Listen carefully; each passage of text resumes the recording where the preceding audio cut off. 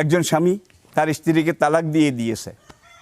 তালাক দিয়ে দেওয়ার পরে যে তালাক দিয়েছে সে আর এই স্ত্রীকে গ্রহণও করতে পারবে না, পুনর্বিবাহ করতে পারবে না।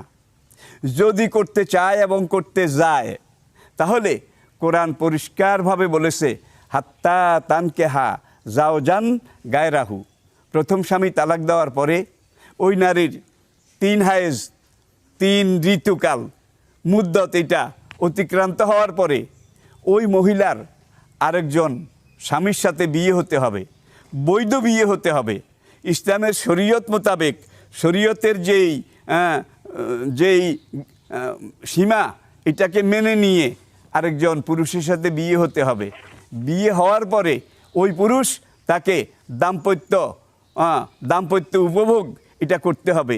রাসূল এটাকে এইভাবে বলেছেন, তোমরা যদি হিলা বিয়ে করতে চাও এমন স্বামীর সাথে হিলা বিয়ে করতে হবে যেই স্বামীর ভিতরে ক্ষুধা আছে, তৃষ্ণা আছে, স্ত্রী সম্ভোগের শক্তি আছে, সামর্থ্য আছে, ইনভ্যালিড প্যারালাইসিস বিছানায় পড়ে আছে। এখন উত্তরাধিকারের লোভে তার সাথে বিয়ে একটা পড়িয়ে দিয়ে তার উত্তরাধিকারে ভাগী করা এটার কোনো অধিকার ইসলাম মানুষকে দেয় নাই। এবিলিটি সক্ষম পুরুষ হইতে হবে এবং সক্ষম পুরুষ ওই মহিলার সাথে সহবাস করতে হবে, তার সাথে স্ত্রী মিলন, বৈধ মিলন এটা করতে হবে।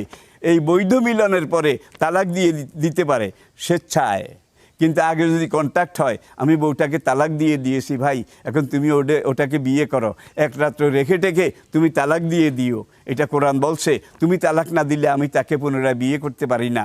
এই কন্ট্যাক্ট করে এইভাবে বিয়ে করলে এটা অবৈধ হবে, হারাম হবে। সুতরাং কোনো কন্ট্যাক্ট হবে না, তার সাথে কোনো যোগাযোগ শর্ত এগুলো দেওয়া যাবে না।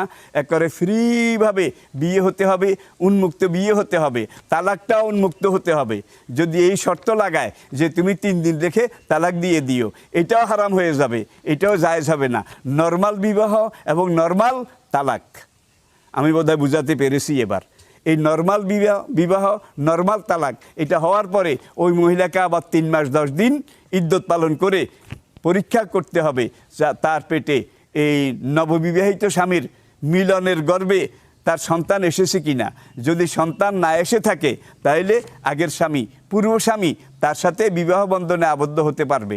আর যদি সন্তান পেটে এসে থাকে তাহলে সন্তান খালাস হওয়ার পরে তার পূর্ব স্বামী, প্রথম স্বামী, আগের স্বামী তার সাথে বিবাহ বন্ধনে আবদ্ধ হতে পারবে।